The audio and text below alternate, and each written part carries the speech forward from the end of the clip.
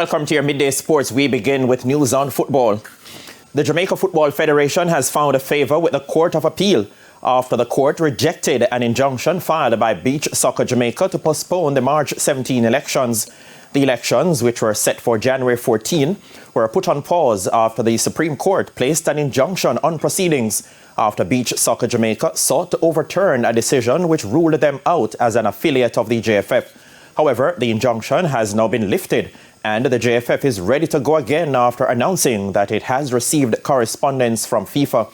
In a release on Tuesday, the JFF said this most recent decision reinforces that the claim brought by Pat Garrell and Beach Soccer Jamaica lacks any substance and supports the JFF's position that it has done everything in accordance with the Constitution concerning electoral matters. Meanwhile, the Court of Appeal has set a case management conference hearing for March 5, where the Court of Appeal will give further directions in the matter.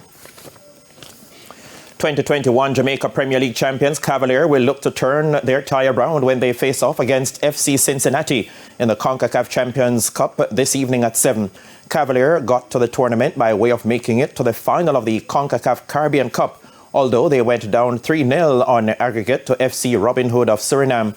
They will have some work to do, having lost the first leg at the National Stadium 2-0, and will have to win by at least 3 goals to progress to the next round. The game will be played at the TQL Stadium in Cincinnati. Finally, two-time Caribbean amateur champion Jerome Ennis has become the latest Jamaican fighter to join the Canadian-based United Boxing Promotions outfit.